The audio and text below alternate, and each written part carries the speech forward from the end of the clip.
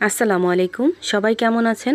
আশা করি সবাই অনেক অনেক ভালো আছেন। আজকে আমি তৈরি করে দেখাবো ঝাল পোয়া পিঠা। আমরা তো হরহামেশা অনেকভাবেই পোয়া পিঠা তৈরি করে থাকি। আজকে একটু ভিন্নভাবে এই পোয়া পিঠাটা তৈরি করে দেখাবো। আজকের এই ভিডিওটা দেখে যদি আপনারা এইভাবে পিঠাগুলো তৈরি করেন, প্রত্যেকটা পিঠা একদম ফুলকো ফুলকো হবে। এখন কথা না বাড়িয়ে দেখে নেই আমি কিভাবে এই পিঠাগুলো তৈরি করলাম। প্রথমে একটা বলে নিয়ে নিছি 1 কাপ রেগুলার রান্না করার ভাতের চাল। এখন এই চালটাকে কিছুক্ষণের জন্য ভিজিয়ে রেখে দেব।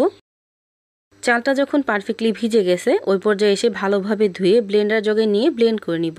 এখানে কোনো রকম আতপ চাল দিতে হবে না, রান্না করা ভাতের চাল দিলেই হবে। চালটাকে আমি একদম মিহি পেস্ট করে ব্লেন্ড করে নিছি। এখন এখানে দিয়ে দিব কাঁচামরিচ 3টা আর কিছুটা পরিমাণ দিয়ে দিব পেঁয়াজ, পরিমাণ মতো দিয়ে দিব লবণ, দিয়ে দিব হাফ চামচ পরিমাণ হলুদ মরিচের গুঁড়া, 2টা ডিম দিয়ে দিব। এখানে আপনারা চাইলে ঝালের পরিমাণটা একটু বাড়িয়ে বা কমিয়ে ব্যবহার করতে পারেন।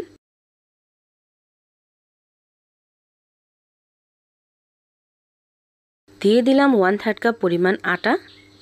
এখন ঢাকনাটা লাগিয়ে একদম মিহি পেস্ট করে ব্লেন্ড করে নিব। ব্লেন্ড করা হয়ে গেছে, এখন একটা বোলে ঢেলে নিলাম। দেখতেই পাচ্ছেন ব্যাটারটা ঠিক এরকম হয়েছে।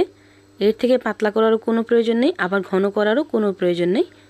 এখন আমি পিঠাগুলো আপনাদেরকে তেলে ভেজে দেখাচ্ছি। তেলে ভাজার সময় অবশ্যই চুলার আঁচটা মিডিয়াম টু হাই হিটে রাখবেন। একদম লো হিটে রাখলে কিন্তু পিঠাগুলো ফুলকো ফুলকো হবে না। দেখতেই পাচ্ছেন প্রত্যেকটা পিঠা কিন্তু একদম ফুলকো ফুলকো হয়েছে। এভাবে আমি সবগুলো পিঠা তৈরি করে নিব।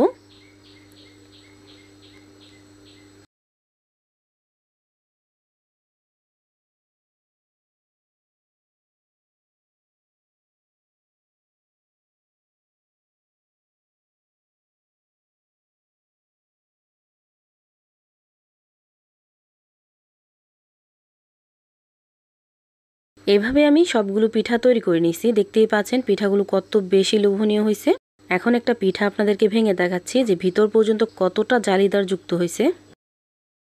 হরহামেশা আমরা তো মিষ্টি পিঠা খেয়েই থাকি, এইভাবে একবার হলো ঝাল ডিম চিতই পিঠা তৈরি করে খেয়ে দেখতে পারেন।